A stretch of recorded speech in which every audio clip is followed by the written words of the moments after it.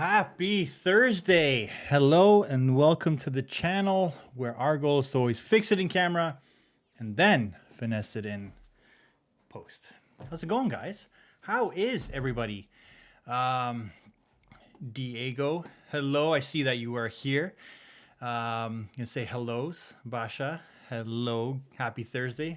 Christiane, happy Thursday evening. So today we're going to be talking about some fun stuff. Today we're going to be talking about how to talk with clients. Hello, hello. Want to ask you guys, just want to make sure. Just want to make sure that we're hearing some music in the background. Let me know if you hear any music. Give me a second. It's always one of those things where I don't know. If it's there, it's there. If it's not, it's not. Greetings from Ireland. Yes. So today I definitely want to talk about. Today I want to talk about how to talk with clients, and let me know how comfortable are you talking with clients? Because I just did a video that said. I just did a video on my main channel where I talk about how to. 3 simple words when clients start asking for stuff that's a little bit out of scope or beyond the original ask. 3 simple words that will make sure that you get paid for even those little bits of extra work. Now, I just want to kind of clarify on it that when a client asks for something, when a client asks for a change or a addendum to anything that you're working on, it doesn't always need an adjustment to the quote. Like sometimes it's a simple tweak. Like is there like there could be a text change, just like one word, like those kind of things. I just kind of let go. But the moment that I feel that like this is a little bit asking a little bit more than it's asking for a little bit more than it would normally take to do like a simple correction or whatnot, that's when I start letting the client know, like, this is additional work. We're going to have to talk about money. And I don't say it like that because communication and the vocabulary that you use is very important. That's what today is actually all about. This is what I want to talk about because it's not something that it just instantly happened for me. It's not something that is automatic, and it's not something that is, like say these words and this is the exact same thing, because each client is different. Each client is unique and each scenario is going to be unique. Roger, hello. Happy Thursday to you. Hope you guys are having a fantastic Thursday evening. So definitely drop your comments about any kind of tips or tricks or questions that you have. Like even if you have scenarios, like what if the client said this? Drop those kind of things in the chat and let me know, because we'll try to deal with it in real time or near real time and see what we can do to address those kind of things, like any kind of scenarios that you've had in the past. Be careful what you wish for. Be careful what you wish for. Just because you don't have client meetings right now, it can get really, really busy. It's always a good problem to have when you have too many clients to have. And this is part of that, where we're going to be talking about, where is it? Here we are. Oh, I'm not hearing any, system audio. Let's see. Nope, not letting me get any music for some reason. I don't know why I can't get music in. Anyways, so moving on. Today is about client stuff, so let's get serious. Not really. So how to talk to clients. You just disappear. No, never disappear. So like I was saying before, there is no perfect script. There is no set of words in a particular order that work in every scenario. There are ways to communicate, not sentences to use. So you want to make sure that that you're not like trying to follow a script, because what happens the moment the client says something that's a little bit off script. And there's so many videos that I've watched in the past where it's like, client says this, you say this. The client says this, you say that. It really has to become part of the way you communicate as a whole, as part of your entire vernacular. It has to be something that you just have to practice. And the more you practice, you'll hear the rhythms of the way clients talk. You'll hear the ways that they ask for stuff without asking for stuff. You'll hear if they're interested in working with you. You'll hear if they have a budget or not, and you'll hear if they want to work with you or they don't. So, because it really comes down to saving you time and saving the client's time. So the faster you can communicate and talk to the clients clearly and concisely, the better the whole experience is going to be. Because all clients are different. That's right. Thank you, Raphael. Because the particular way to talk to clients is you always want to be building. You want to be building the relationship. You want to be building the networks that you have, the skills that you have, and everything, and your bank account, and everything in between. So it really comes down to make sure that everything that you're doing is pushing towards your goal, pushing further towards your goal every single time. It really is important that you have a clear, defined place that you're trying to get to. Now, it could be, to have the best clients in the world. You want to have your North Star clients. Like, who are the ideal clients that you'd want to work with? You have to understand that, and you want to understand. You want to be able to understand if this is a client that you want to work with, if this is a client that you want to hire. Because you have to flip the script a little bit, where a client comes to you, yes, because they want a service, a particular service. But do you want to work with that client? And early on, when you're starting out, it's almost like every client that comes in the door, you say yes, because you have to get work. You have to do that work. And only when you start having a little bit of kind of skill and you have a little bit of money in the bank, where you can start being a bit more selective. So there are times, especially when you're starting out, when you're in the beginning of your creative career, or whatever career whatever business you have, that you have to know that the kind of clients that you want to work with and the kind of work that you want to do. Because there were many times early in my career where I did not want to work on a particular job, but I took it because there was money. And that's a bad place to be in, because then you start producing that kind of work, and then people start hiring you because you're producing that kind of work. So you have to make sure that, is this a job that is still catering to where you want to go, the kind of work that you want to do? Like, I know a lot of people that started doing weddings in, like, when they were early, like in their careers. They started doing wedding because it was easy money. And then there was a point where it's like, they don't want to keep doing weddings. And there are some people that do weddings and they love doing weddings because that's what they wanted to do. They're perpetuating that. But a lot of video guys that I know, they started doing weddings because it was easy money, and then they kind of became the wedding guy, and they're like, well, no, but I want to be creative. I do all this other stuff. You always have to be putting forward out into the world, like your demo reel, the examples that you show, the way people find you, the kind of work that you want to attract. So I know this is all a lead up onto how to talk to clients, but you have to have the right mindset going into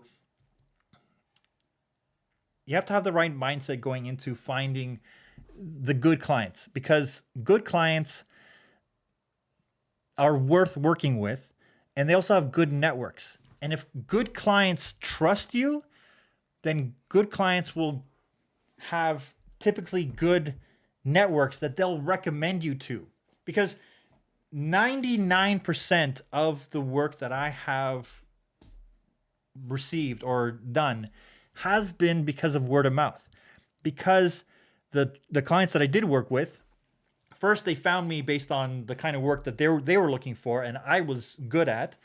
They hired me, I worked with them, and then down the road they connected me with people that were looking for similar work. So not only was I perpetuating my own kind of work moving forward, the kind of work that I wanted to work on, but now I was starting to work with clients that wanted to get that kind of work done. And it takes a while. There is no shortcut to just working on the thing that you want to work on. And I actually had the opportunity to talk with one of my very first bosses. I'm going to say bosses, and right out of not high school, right out of university and college, I got to work with them, and I spoke with Richard today, and we talked about all those things, all like the money aspect, and we kind of attributed it to, or kind of connected it with investing. When you start investing, you start small. It's not like you invest and then you have, $1 million, but like you start with $10 and you keep doing it and you keep working towards your goal. Eventually you start investing bigger and bigger things and you have those opportunities. So you have to start investing in those little personal projects that really make it worth your while, and you get excited about it, because then the kind of work that you produce, you'll over deliver on it and you'll make the client happy because you're actually happy to work on it. Let's take a moment. Avars, hello. Happy Thursday. So could one topic in a later stream be how to get clients or how to sell yourself to clients? Yes, I will get to that. This is more about having clients that have reached out to you and are wanting to work with you. There's a whole other approach to how to get clients. And it's a big topic. I'm not going to talk about it in this one, but it really comes down to word of mouth. You have to put your work out there that attracts the kind of clients that you want to work with. Like, I've had a website since 2000. I've had a business website, a personal website that has my reel on it since 2003. And the amount of work that I've gotten from that website is maybe 3 long-term clients. I've had like sprinkling. The rest of it has been word of mouth. And you have to build on that. And I know it's a shitty answer. It's not a quick answer. There's no just call this client hotline and you'll get the clients. But the thing is, it snowballs very quickly. It very quickly can snowball. And especially if you're working on the kind of clients that you like, on projects that you like, it just grows from there. The awkward talk when clients compare prices to those other artists. You won't get that with returning clients who understand your value. Yes, and especially with clients that trust you. The moment a client starts comparing prices, like this other artist or this other company or whoever can do it for that price, I'm like, that's a fantastic price. Go work with them. Like, if it's a race to the bottom, that's when I back away. I like to have that option where I just say, that's a fantastic price. It's like, give me their contact. I want to hire them if they're doing it for that kind of price. And majority of the time, the client is just looking for the lowest price possible. It reminds me of the line from Armageddon, where Steve Buscemi says, they're sitting on an explosive rocket that was built by the lowest bidder. And you never want to be in those kind of races. And I remember being at, because I used to do a lot of RFPs, where it's requests for proposals, where you submit a budget and you kind of say, this is what we're going to do. And then the company picks usually the lowest price. And you never want to be the lowest price. That's a bad place to be, because then it sets an expectation.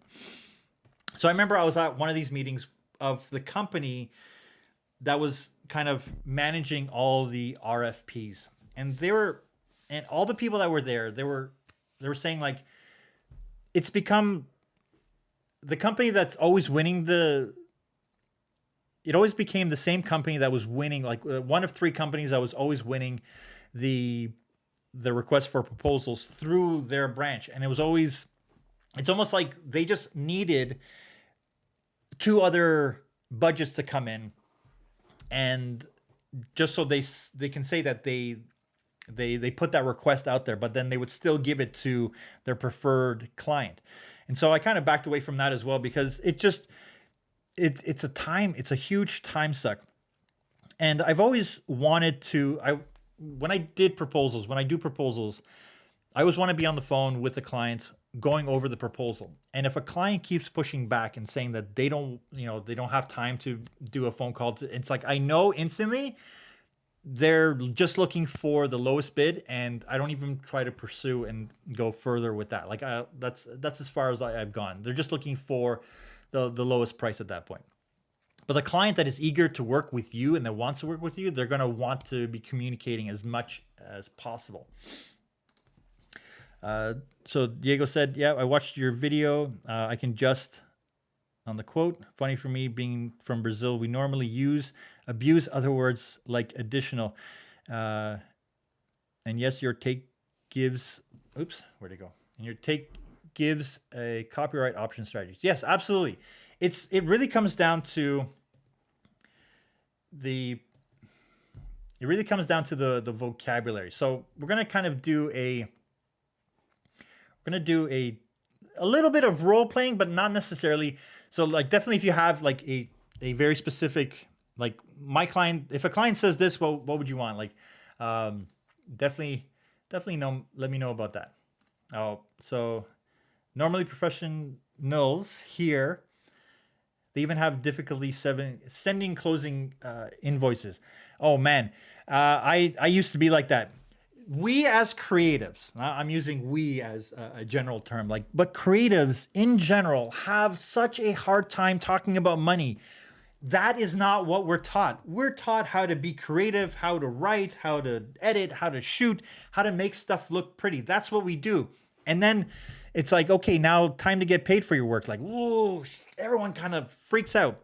And that's why if you have an opportunity to partner up with a producer who sole responsibility is to deal with the clients and deal with the scope of the project and making sure that it's on schedule and in scope and the money, you'll make more money by hiring someone that can do that for you. If you can't hire that person just yet, you need to be that person, and you need to be able to talk confidently about money right from the beginning. And we're going to get into that. We're going to talk about how to talk a little bit confidently, and how to do it in a very, very good way. So meeting clients the first time. So let's just paint the picture that you've met the client for the first time and they've reached out to you. Let's just kind of play it that way. Oops. I need to just see him. Hello. Happy Thursday. I was going to reach out to you. Haven't heard from you in a bit. We don't want to win those clients who are looking for the lowest price. Horrible place to be. And those clients will reference you to other cheaper. Yes. And I actually have an anecdote about that. I remember there was a client that reached out to my company, and they wanted a video done. And we were talking, and they told me the scope of the video, and I told them that ranges between 40 to 50,000, what you're asking for. And they're like, ooh, we only have $5,000. I was like, for what you're asking for, that's not something that I'll be able to help you with. But maybe I can help you find someone that is more in your price range, or maybe we can reduce the scope. But for what they're asking for, it just wasn't possible. It wasn't for me. I wasn't able to help them. So they went away. They I don't know what happened. They probably got it done for $5,000. But 2 years later, they came back and they're like, we have $50,000. We want to work with you. If I had done that job for $5,000, I would be the $5,000 guy. But because I kind of stood my ground and saying like, no, this is what I need to do what you're asking for. That's my price. They came back to me because I became that price guy. And here's an interesting thing with day rates, prices of projects. The price of projects or your day rate is arbitrary. It has no bearing in reality. Like there's no reason why, if you're charging $500 a day, why you can't charge $5,000 a day. Why? There's no problem with that. Okay, I'm in Toronto, Canada, and if I flew to New York and I told someone my day rate is $10,000, they'd be like, "Oh my God, that's a bargain. That's a bargain for my price." But then I come back here and I can only charge $1,200 a day. And it really depends on who you're talking to, where you're talking to them, and that's where you need to understand this is like the bare minimum. Like that's why I don't like to start off with like, this is my price and talk about my day rate or what the price of a project is going to be right off the bat, because there's that old adage, and this is something that I talked with Richard about today, where the person that talks about money first loses. Like that's the kind of adage go, and it's true in a sense. And so when you have your day rate, that should be your baseline, not your ceiling. Like your baseline is your day rate. So you don't tell people your day rate or your project cost. You should actually tell them, or not tell them, but you should ask them, like, what's your budget? And let them tell you what their budget is for what you want to do. And this goes in most creative spaces. This goes in the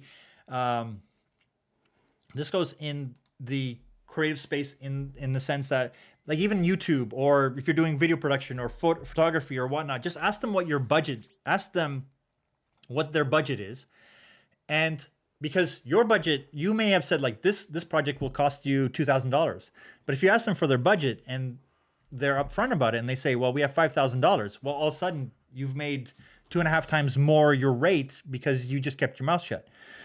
I don't mean to be so harsh about it, but yeah, it's like, it's understand that money is arbitrary. What could be high for you could be low for the client. And what could be high for the client could be extremely low for you. And unless it's a super amazing client that does the best humanitarian work and is like trying to save the world, maybe then reduce your rates to do those goodwill kind of projects. But everything else, if a client isn't willing to cover the expenses plus profit on a project, walk away from it. Unless it's literally building your reel in the moment and you need you need that value, you get more value out of the monetary thing out of it, just to get your, to practice more, to build your skills, to invest in yourself, then it's as good as going out and working for yourself, and doing it for free for you. Those are the only scenarios where it's like, that's worth it to just get more under your belt. But the moment you start charging for people and charging for projects and clients are coming and they're not willing to pay, I'd rather do my own project and work on something that's going to build my reel and attract the kind of work that I want to do. So I'm going to make a whole video about that. And there's this whole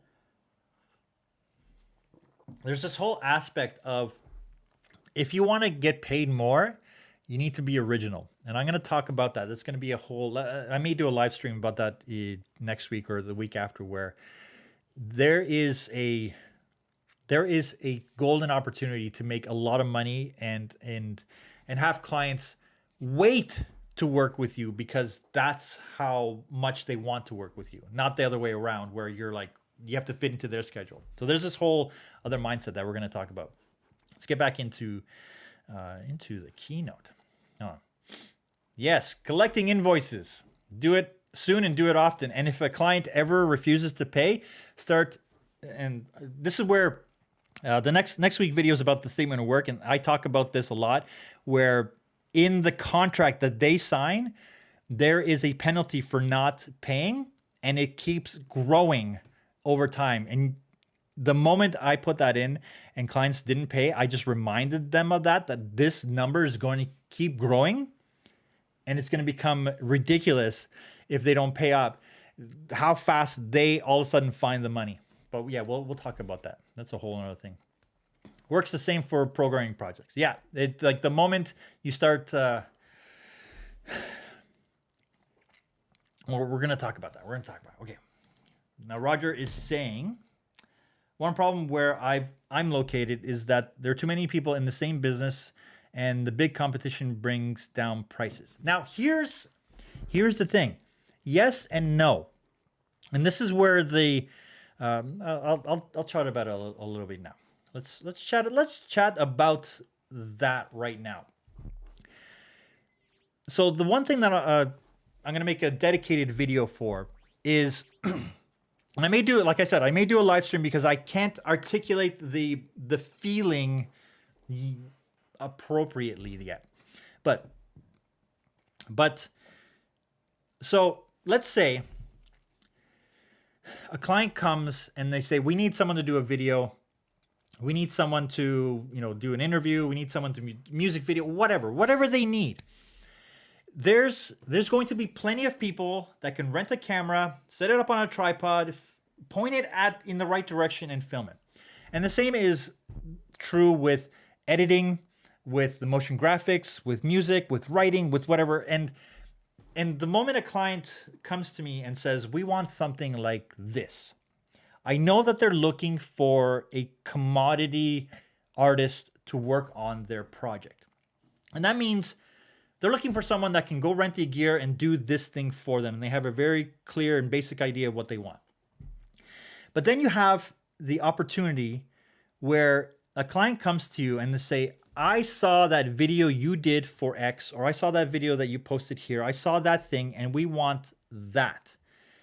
They want that special thing that only you can bring, that skill that you're able to bring to it. Because you can rent a camera, you can push buttons on an editing machine, but the thing that you bring to the project is non-transferable. You can't rent Roger and the way he sees things and the way you produce things. You can't transfer that skill to someone else, like handing a camera to someone else. That's where you need to get to. You need to get to a point where people are hiring you, not the gear that you can bring onto set. They want to hire you to envision the project that only you are able to bring to that project. The way you think about things. That's where everything leads up to. And it takes time to get to that point. When I was talking to Richard earlier today, he was telling me a story about this girl who just got out of school and, no one was hiring her. So she started working on this, on her own personal project where she was a typesetter, or she was a designer, and she just started to design. She gave herself a task every day to design one letter, just make a letter. And that's what she did. And she did that for 6 months. And at the end of it, she had something like six different alphabets worth of letters. And this was all her own passion project that she was working on, that then led to people asking her to design books for them based on what she was doing and she alone was only able to do. And that's the kind of place where, as a creative, you need to kind of work towards. Not like, like I know how to do that effect. I know how to, I did that tutorial and now I can mimic that artist. Because clients will always there are many tiers of clients, and there's a whole tier of clients that are like stuck in the middle that will hire discount versions of artists, where it's like, we want something like that, but at this price. Because they know if they reach out to that artist is going to be A, busy, B, completely out of their scope and budget, but they want that product for this price. Does that make sense? So just because there's a lot of competition where you are, that doesn't mean that people can compete with you. So you need to get yourself, and this takes time. It's not an easy thing. It's not like, oh, just turn it on and just tell people that, hire me because I'm me. You have to do it kind of almost silently, but screaming it at the same time with the work that you put out there. That is only work that you could do, that you are able to do. And I know that it took me a long time to find my voice of the kind of work that I do. And there's still plenty of times where there's a project that comes in with a client that I've worked with many times, and we work on that project, and it's fantastic because the working conditions and the working relationship is amazing. But sometimes the client just needs to work on that kind of project.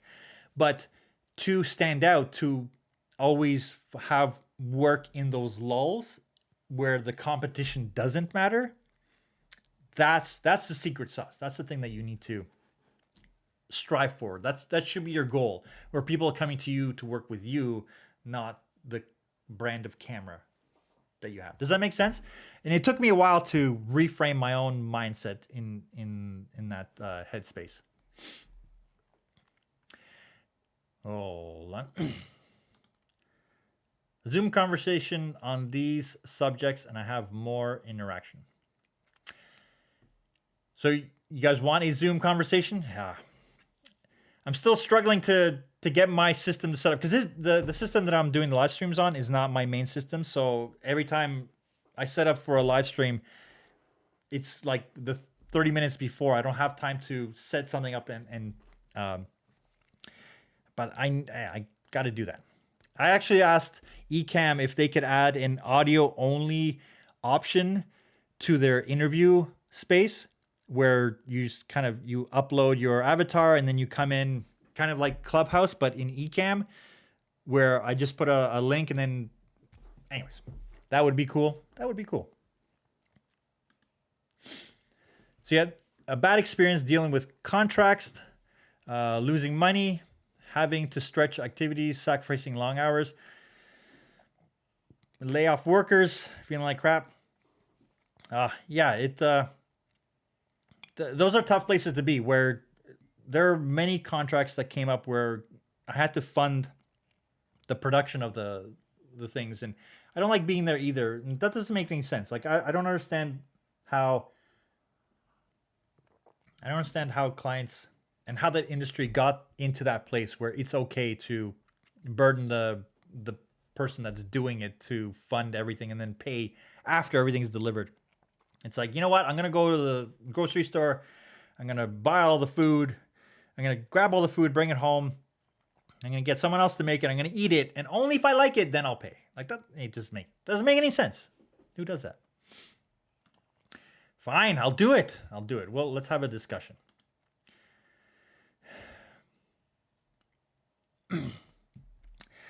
Okay.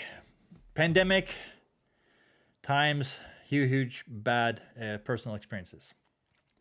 Man, I wish there was a magic phrase that I could say to make it better, but it's too many people are taking advantage of the bad time right now. Does that make sense? Okay, let's get back into the keynote just a little bit. So, vocabulary. This is where this is the key to my entire approach to dealing with clients. It all starts here at this, in this place. So it's always about being positive. Remove the negative words like can't. Can I bring that back? Come on. There you go. So remove the don'ts, the can'ts, the shouldn'ts, no, not possible, too difficult, not enough money. Like, you don't need to talk like that. When a client is talking to you, you need to really listen. You need to really listen and find out and find out what they're actually asking. And this is an important part where you mirror back what they're saying. So if a client says that they're looking for 10 videos that can draw, that do very specific things, write those kind of details down, because know what they're asking for. Because most of the clients, when they reach out to me, they they have their request is, we need 10 videos that are about 30 seconds long that, that they're going to post on the web. Like, that's their request. What does that mean? What kind of videos? What are the videos about? So before you talk about money, you really need to understand what they are asking for, what they actually need. Because a lot of times clients don't know what they need besides the list of deliverables. And 99% of the time, a client is someone that gets directions from someone else, like saying, we need a marketing campaign and it needs to be out in 6 weeks. Like, that's the scope that they're coming to you at. And so when you find out what they're actually looking for, when they say all those things, that's when you need to be able to realize, and when you really listen to them, you need to understand that what they're asking for may not be what they need. And there have been times where a client has reached out and they actually said that they need 10 videos, they need this and that. And after we did the whole conversation, we found out that they didn't need 10 videos. They needed a microsite that was, a pop-up when they came in, when people landed on their homepage. It had nothing to do with videos at all. And it's just like, they just felt that that's what they needed to do what they need to get to the end of it. So what are they actually trying to achieve? What are the results that they're looking for? Is it more viewers? Is it more engagement? Is it a click onto a website? Is it a sale? Is it, brand awareness? Like, what is the actual thing that they're looking for? And how would they measure success? This is one of those powerful questions that I do ask almost in everything. Like, how would you measure success? What would be the thing that when this all launches, what would be the metric? What would be the thing that say, yes, this is fantastic. It did exactly what we wanted to do. Because the moment I ask that's when they say, well, we got, 100% click-through rate, which is impossible. But they got that engagement. It reached 10,000 people. X amount of people signed up to their newsletter or whatever. And so it's that one thing that they would consider the win, right?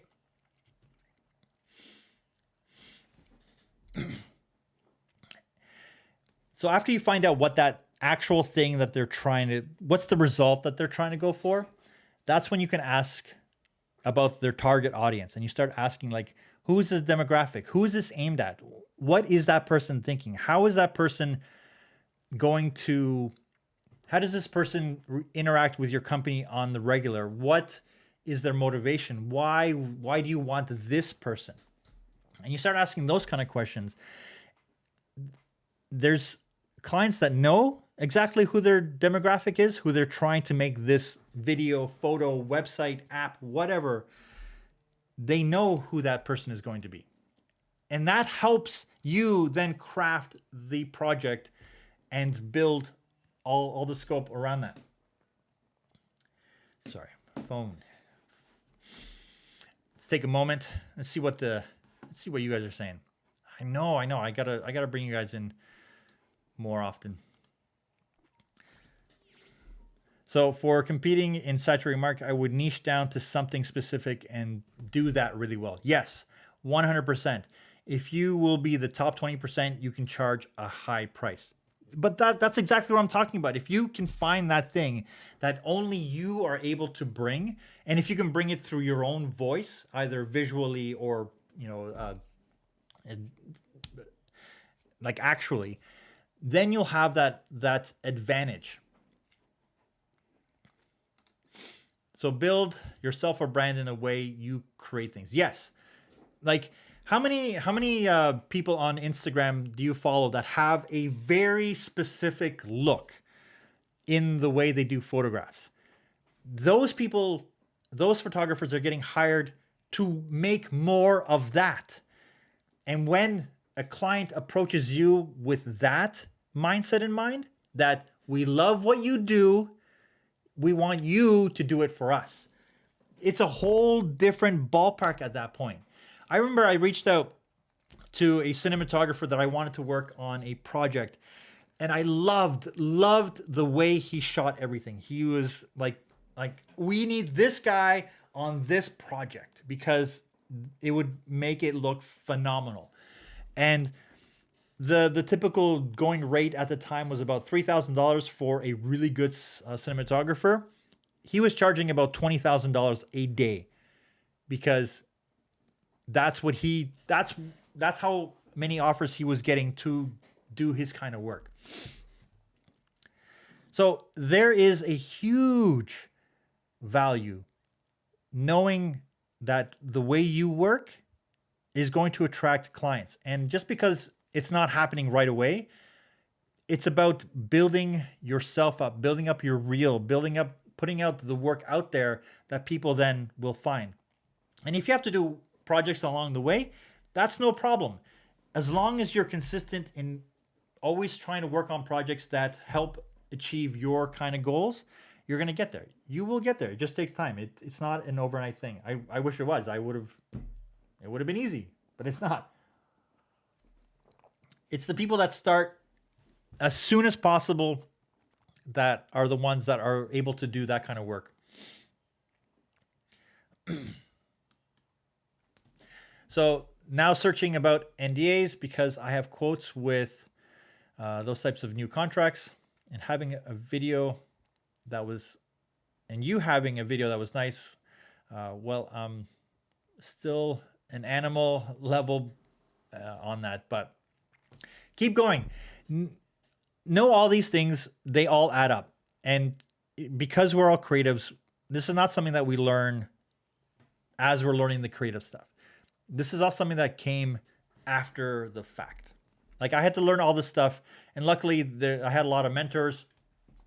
I had a lot of mentors that did help guide me in the right way. And luckily I had mentors that were positive in the way they helped shape the way I think. So you have to consistently execute. Your work will create an identity, or your work will be identified with an experience. Yes, that identity experience is, if done well, should be a unique separator. 100%. Yes. Like people will hire you to do more of what you do, not because they want you to be able to replicate someone else's.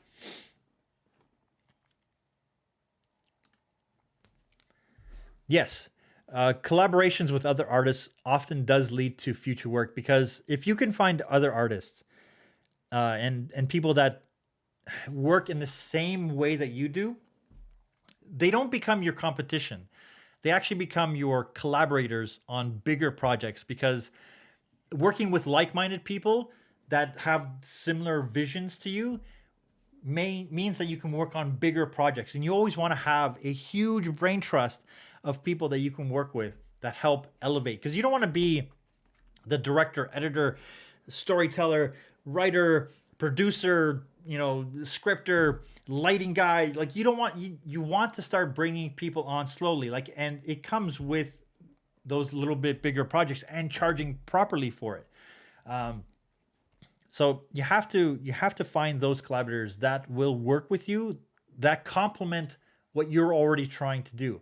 Because a lot of times when you work with collaborators and you're leading the project, they'll contribute, but it'll be your decision to use that contribution or not, or like their ideas. But it's such a great way to bounce ideas off of people that are like-minded in the approach that you do stuff. So let's see where we're at.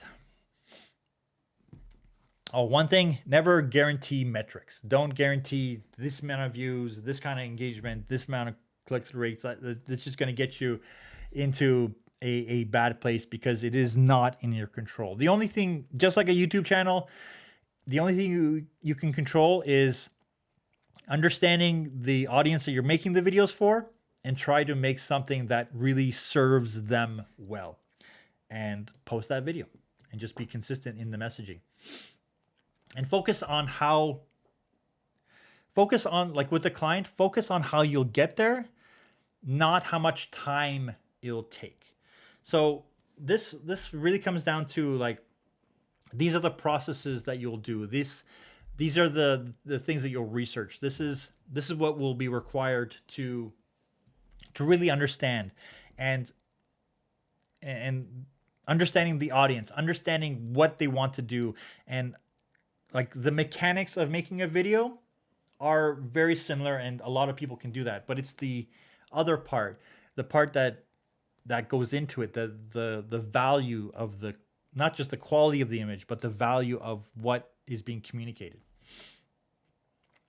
And focus on the home run. Again, always try to remember, and this is why I like taking notes, especially when the client tells you what would be a home run for them. What would be the thing that would make this the slam dunk, home run, touchdown, high five in the air? Because that's, if you know that, then it's easy to shape the content to get there. Well, it's easier.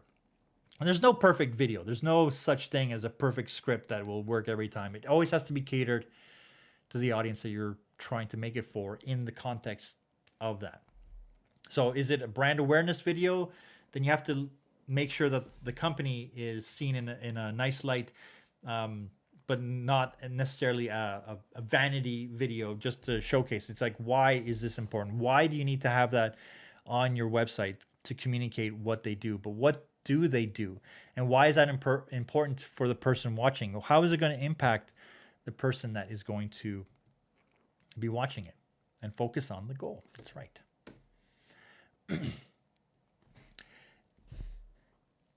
And when you're talking with potential clients, when you're talking with the client, you always have to know that even if they're calling you to work on a specific thing, you have to treat it as, how is this going to best serve the client, this client in this opportunity? How is your approach and the approach that you're going to do to that the project that you're working on, how is that going to be the best way that will serve them and get them that home run? Because again, it goes back to the vocabulary that you're going to be using. And if you're talking in positives and you're talking about the goal and the result that they want, because people they want these things because they want the results. It's not that they want a video up on their site. They want a result from that video.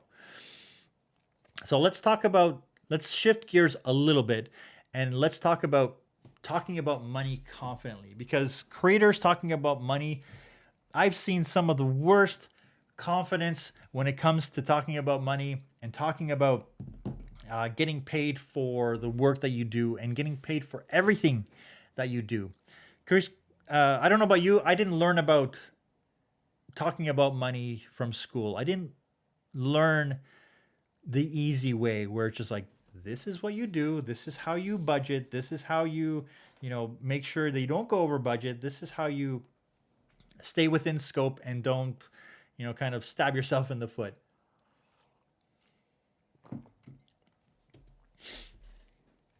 Let me know if you guys have any horror stories of trying to get paid, and what did you guys do?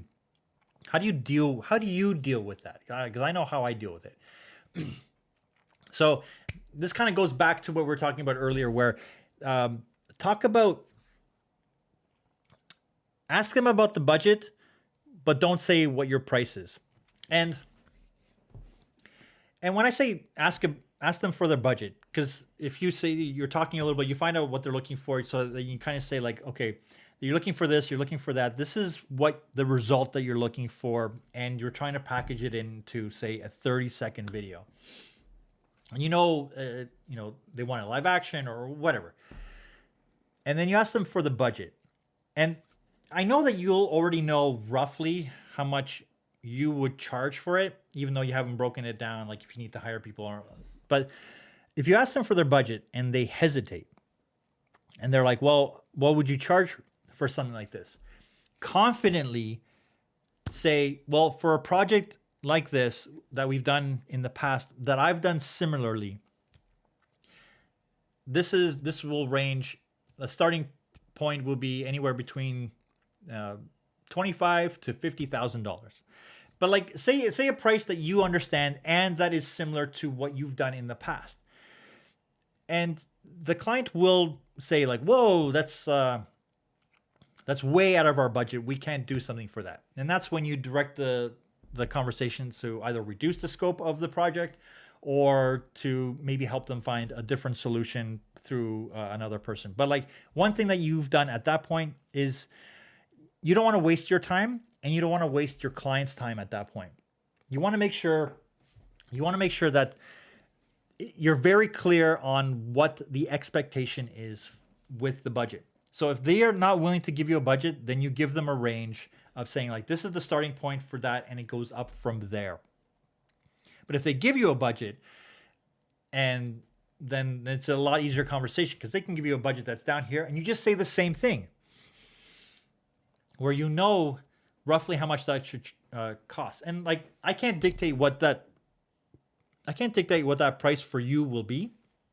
You know what that price will be, but it's always, no matter what you say, it's always going to be lower than what it actually should be. So I say go up, and then you don't have to negotiate yourself down. I think that's what I wrote next. Yeah, your rate is your baseline. It's not the ceiling. So like when clients ask like, what's your day rate? It's like, I typically don't like saying a day rate. Like I did that whole day rate video because I know what I need to make as a minimum for me to operate my business, say over 180 days of actual work within a year. Like I know what that is, but that's my baseline. And if you can work with clients that will give you continuous work, you can negotiate that a little bit, but don't negotiate for yourself. So don't, there was a discussion happening earlier where someone asked like, how much would you do like for, it was YouTube related because I'm kind of obsessed with Clubhouse and YouTube. And someone asked, it's like, you know, if a client or if a brand asks like, what do you do for an activation, like for a product placement or whatever, a brand deal? Someone said it's like that they would say, oh, for this, I typically do 2,000, but like for, you know, but if you're, you know, maybe we can do it for 1,000. Don't negotiate with yourself. Let the client say to you that they have $5,000 to do this thing, because most brands know how much it costs to make a proper video. So don't underprice yourself and give the client a deal without them telling you what their actual budget is, because it may be so much higher than you're ever thinking.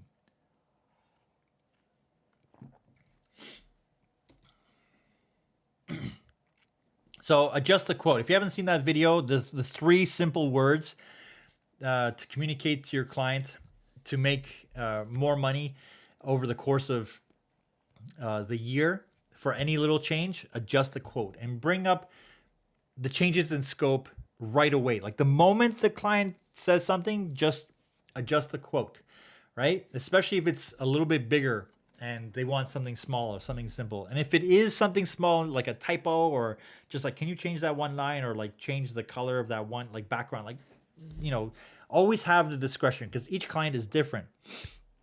But if it starts happening regularly where they've had their round of revisions and they stuck with a color for 2 rounds, and then all of a sudden they're like, we're changing the look and feel of the entire video to be these brand colors, well, we're going to adjust the quote because they've already approved 2 passes with the color, and now they're changing the thing, the scope of the design, and it's something that can impact hours of work moving forward. Like if you're doing photography, you know, the client they want an edit. They like the edits of these videos or these photos, and they chose those photos, but then they're like, oh, but can you throw in that extra one? Not a problem. We'll tack that onto the price of the deliverables. And Clients have a way of finding money when it's important to them, and when you are able to clearly communicate.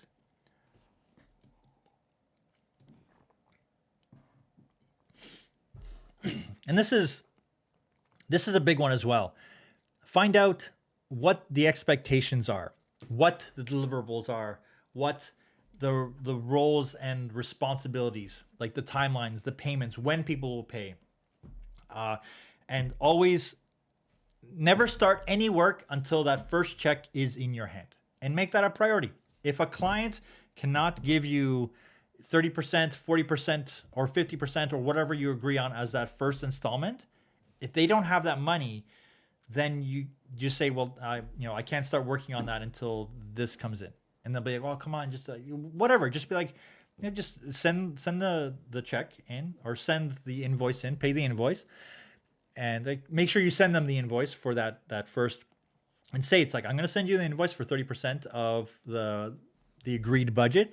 As soon as you pay that, we will start work. And if you can just talk confidently about that and be upfront about it, and just kind of stick to your guns, and know when to hardball a client, not hardball, but like be firm with a client, and know when a client needs to be talked to delicately. So you always want to be positive.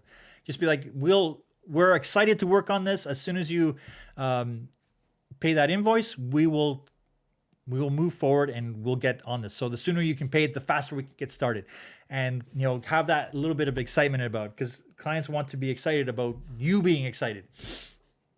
But like the moment a client kind of is like, oh no, we won't have this for 30 days, and be like, then you have to ask, so what you're telling me, that this budget been approved? And ask the question. Always ask questions, because if they're like, well, it has, so I'm like, so the money is allocated for this project? Yes. Okay, great. So as soon as the invoice is paid, we're excited to work on this. And you keep if you need to loop it a few times, because a client will push back. They'll always push, and they'll always want to get it their way. But this is a two-way street. It's a collaboration. They're hiring you to help them solve their problem, and you want to make sure that trust is there. And if it's the first time, you may get into that scenario where people are they're hesitant to send money without some kind of guarantee that you'll work on it. So that's where you have to build that trust. You have to build that trust, and building that trust comes from having a statement of work, having defined roles and responsibilities, and showing the client that you are serious about this. Because when a client sends you an NDA and you sign it, and then you send them the statement of work, and it can be short, it can be longer, it doesn't really matter, as long as you have something that shows that there is a responsibility, a commitment to working on this.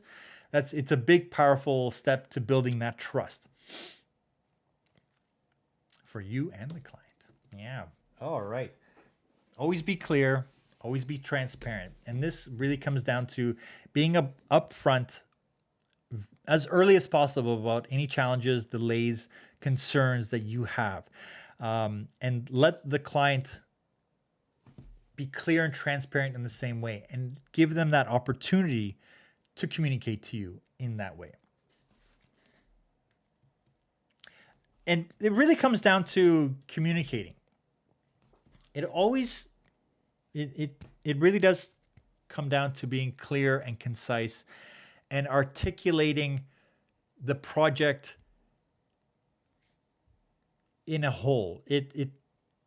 You want to be as clear as possible and communicate often and early. If a client emails you or contacts you, try to respond within a reasonable time, especially if it's a first time working with client. That's where you build that trust. Because if you can build that trust, especially with a good client, then you can build that trust with their network, because they'll recommend you. And it can take time, sometimes longer, sometimes quicker, but if you can build that trust, then you can work on your terms. You can work from wherever you want to work. You don't have to be sitting at a desk. You can work on your schedule. You don't have to be, you know, they don't have to be sitting over your shoulder the entire time. And that's where finding the right clients for you is going to be the important thing. So always be clear, always deliver. So when you say you're going to deliver something on this date, deliver on that date. It is 100% important that you build trust over anything else. And being clear and communicating a lot helps build that trust. So if you deliver on the day that you say you're going to deliver, like that first pass, the other pass, or if you say you're going to email them tomorrow, email them tomorrow. Always follow through on the thing that you say you're going to do. And if you can't, let them know as early as possible, saying like, I know that I said I'm going to deliver tomorrow morning, but it's going to be a delay. It's going to be in the afternoon, or we're going to need an extra day. And give them context, give them a reason that like, this is taking a little bit longer, and you can have them part of that process, because that is going to relieve that stress that they're going to have working with someone that's new. But if you've been working with a client for some time already, then they'll trust you. And if you built that trust and they know that you'll deliver, those little hiccups will not matter in the long run. So when talking to clients, talk confidently, that even if you don't know, say, Richard said this today, even if you don't know something, say, I don't know, but my gut feeling is, my intuition is saying that this is the approach that we should do that. Or I don't know specifically, but I know someone that will, so I'm going to contact them right away. And like, it's always about having a positive approach to everything. It's like, can you do this for $5,000? It's like, I don't know if I can do that for $5,000, but let's talk about the details a little bit more and find out exactly how we can bring this into that scope, into your budget that will work. And if we can't, then maybe I can find someone that can help you with that. And it's always about finding a solution to whatever their need is. I don't want to say problem, because they're looking for, they have a need that they want resolved. And that's where you want to get to. You always want to have this positive attitude that whatever they're looking for, you'll be able to help them find it, or direct them in a way that will help them find it. Does that make sense? How you guys doing? I feel this was a good one. Are we still live? Hello, Bueller? Let me know what you guys think. Let's see. Hold on.